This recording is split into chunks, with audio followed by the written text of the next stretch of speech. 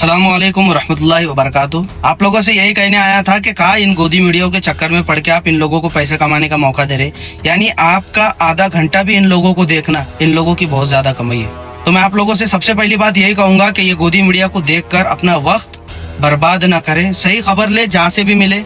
अपने बहुत सारे क्रिएटर है, मुस्लिम क्रिएटर, उनसे जाकर उनकी न्यूज देखे, जैसे कि रजाग्राफी वगैरह और भी बहुत सारे है। इन लोगों को देखो, ये तुम्हारे को एक एक चीज सही बोलेंगे बाय प्रूफ। तो जैसे कि आज ईरान के ऊपर अमेरिका ने B-2 बॉम्बर से हमला किया, यानी दुनिया का सबसे खतरनाक घातक प्लेन, और ऐसा बॉम्ब जिसकी मार जमीन के 1 किलोमीटर अंदर तक लगे। यानी कि जब कोई B-2 बॉम्बर से बॉम्ब गिराया जाए तो वो जमीन के 1 किलोमीटर नीचे तक उसका असर होता है, इतना खतरनाक बॉम्ब। यानी कि ऐसे 14 बॉम्ब अमेरिका ने ईरान के ऊपर दागा, फिर भी ईरान का कुछ भी नहीं बिगड़ा भाई। जितने भी ईरान के परमाणु का जो सामान था, ईरान ने तो वो सब पहले ही निकाल चुका था। इन सबको क्या मिला? बाबा जी का ठिल्लू। नुकसान इन्हीं का हुआ। हाँ, थोड़ा बहुत नुकसान ईरान का जरूर हुआ। जब 14 B-2 बॉम्बर से बॉम्ब दागे जाए तो ऐसा हो नहीं सकता क्या किसी का नुकसान ना हो।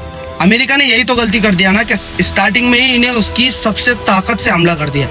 जबकि जंग में ऐसा होता, लोग पहले अपनी पूरी ताकत नहीं झोंकते। जैसे कि ईरान का आज भी स्टेटमेंट है कि हमने अब तक हमारे असल मिसाइल इसराइल पर और USA पर दागे ही नहीं। आज तो सिर्फ इसराइल के ऊपर ईरान ने खैबर मिसाइल से अटैक किया, एक मिसाइल सिर्फ, तो उसका अंजाम आप इसके ऊपर देखो स्क्रीन के।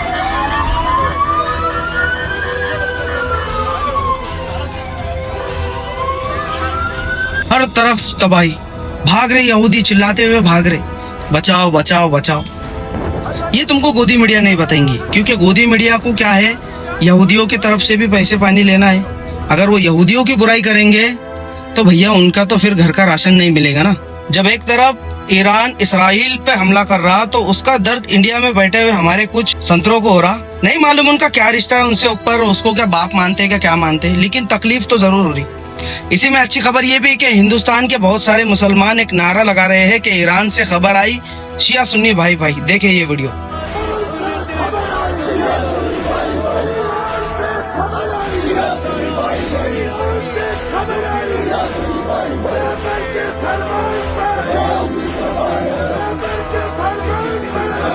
बहुत अच्छी बात है, उम्मत को एक होने की जरूरत है। जब तक हम एक नहीं होंगे तब तक यही एक एक कर मिट जाएंगे। अब बात करते हैं 56 इस्लामिक कंट्रीज की।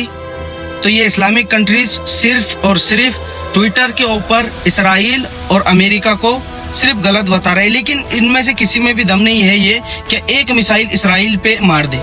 कमाल तो ईरान वालों का है यार कि वो अपने घरों से शहादत के लिए कितने जनाजे तैयार कर रहे हैं।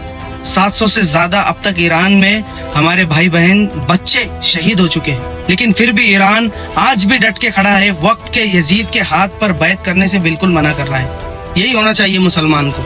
तो मैं आपको कहा ना कि आज ईरान ने इसराइल के ऊपर खैबर एक ही मिसाइल दागी, उससे इतना खतरनाक माहौल हो गया एक मिसाइल से। तो जरा सोचो, जब ईरान अपनी पूरी ताकत से हमला करेगा तो इसराइल का क्या हाल होगा। ये बात हकीकत है कि इसराइल की कोई औकात नहीं अमेरिका के बगैर। इसने फलस्तीन को पूरा बर्बाद कर दिया। इसको लगा कि ये ईरान को भी वैसा ही बर्बाद करेंगे, लेकिन दुनिया परेशान है, सारी दुनिया हैरान है कि ईरान के पास ऐसी कौन सी टेक्नोलॉजी है, ऐसे कौन से मिसाइल है जो आयरन डोम को भी फेल कर दे रहे। तो दुनिया वाले शायद ये नहीं जानते कि उनका अकीदा अल्लाह रब्बुल इज्जत पर भरपूर है, और वो हजरत इमाम हुसैन रदियल्लाहु ताला अन्हु की शहादत को मानने वाले लोग हैं। उनका तो कॉन्सेप्ट ही यही है भाई, शहादत के अलावा उनके लिए कुछ है भी नहीं। अब मैं जाते जाते आप लोगों से यही कहूंगा कि गोदी मीडिया को देखकर इन लोगों की औकात न बढ़ाए। इनकी कोई औकात नहीं है, ये साले झूठे लोग हैं।